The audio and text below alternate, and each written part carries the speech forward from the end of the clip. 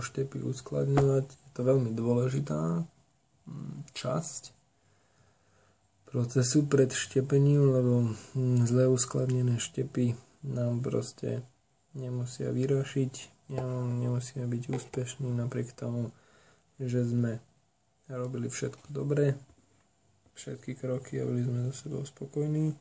Takže dôležité, ako uskladňovať štepy. Takže v prvom rade štepy treba odoberať v období december, január, február.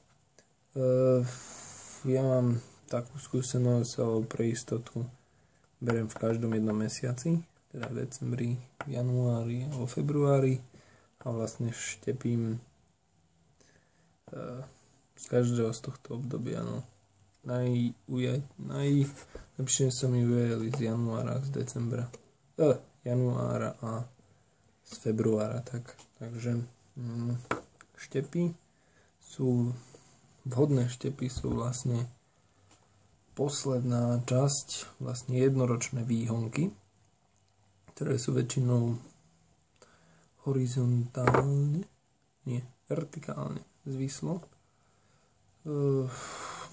Na strome vlastne to hneď bije do očí, že čo sú novoročné silné švihúne priamo hore, bez žiadnych konárov, proste obyčajný takýto paprsek. Tak najlepšie je odoberať tieto štepy z južnej strany z dôvodu, že dostávali najviac slnečných lúčov a teda by mali byť kvalitné, odolné a silné. Dobre, takže čo k tomu budeme potrebovať je vlastne potom, ako ich uskladníme, je dobre ich strihať na dlhšiu dĺžku, čo ja viem, A4 na 26 cm, tak, alebo na výšku 30. A keďže my budeme potrebovať na štepenie 3 až 5 očiek, čo je vlastne takáto vzdialenosť, no aj podľa toho, jak sú ďaleko od seba tie očka, ale väčšinou sa strihá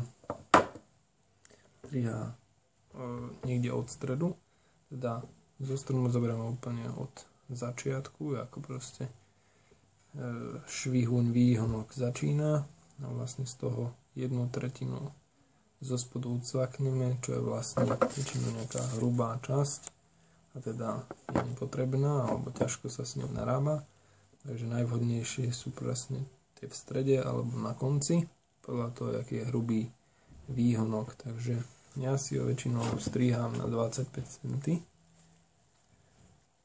teda nejak takto vlastne. Keď si ich nastriháme, je dobré si ich aj označiť. To je jedno. Dobre, takže ja viem, toto by bola vzorka Ontaria a vlastne ako ich uskladniť, takže najlepšie nejaký kartónový papier, trošku ho navlhčiť, pustiť do umývadla vodu, nechať trošku napiť, obyčajne zatočiť, ja to tu teraz nebudem namáčať, ale vlastne natočiť, aby štepy nevyschli, aby boli nie zase vlhké, lebo môže byť, že nás môžu splesnievieť. Vlastne zatočiť ešte do 2 papierov, do suchého.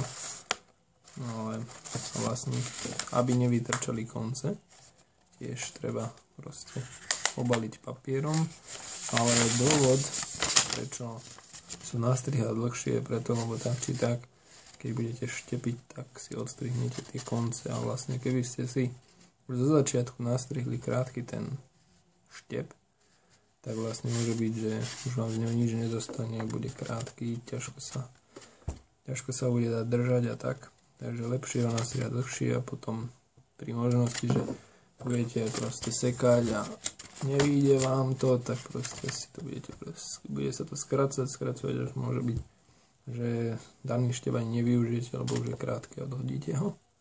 Takže lepšie je mať štep dlhší. Dobre. Takže to je hlavný dôvod. A vlastne, keď to už budete mať zabalené, dôležité je tiež si to označiť, vlastne ktorý mesiac to je a hlavne aká to je odroda, aby sa to nepomiešalo potom, že čo idete štepiť a zistíte, že niečo ste zaštepili, ale neviete, nejaký typ jabloni alebo hrušky to bude. Takže zatočujte to, konce tiež dáte do igelitového sáčku, vložíte tam najlepšie ceruskou písané, lebo pero môže pustiť atrament a sa vám to rozmaže, ale ceruska tuha zostane grafit, to sa nerozmaže, takže bude stále to bude čitateľné.